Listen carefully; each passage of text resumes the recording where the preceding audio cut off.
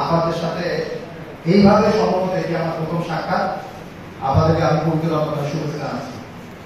আমাদের যে ধর্মের যে পণ্ডিত ব্যক্তিরা রয়েছেন এবং আমাদের যে আলেমরা রয়েছেন, ওলামা মাশায়েখরা রয়েছেন, তাদের সাথে আজকে রমজান মাসে 23 রমজানের এই বছরগুলো সবাই আমরা করেছি।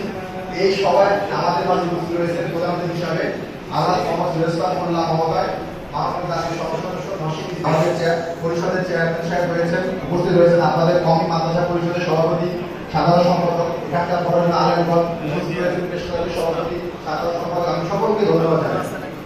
আপনারা সবাই উপস্থিত হয়েছেন, এই জন্য আমি গুরুদার পরিষদের পক্ষ থেকে আপনাদেরকে প্রথমেই ধন্যবাদ এবং মোবারকবাদ জানাই। আমি একটা কথা বলতে চাই, মাদ্রাসা শিক্ষা সেটা যে ক্ষেত্রে হোক না কেন, এটি কোনো বিচ্ছিন্ন শিক্ষা ব্যবস্থা নয়।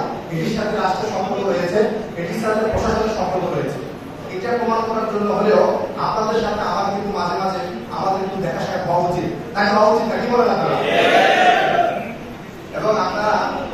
এবং এখানে আমরা এই মঞ্চে যারা বসে আছি, এই উপজেলা আপনি চিন্তা করে দেখেন, এই উপজেলাটা যারা পরিচালনা করে সরকারি পক্ষে, রাজনৈতিক পক্ষে, যেটাই করে দেখো আমরা সবাই সেটা প্রয়োজন হবে, তাৎক্ষণিক সহযোগিতা প্রয়োজন হবে, সেগুলো কিন্তু আমরা দিয়ে থাকি।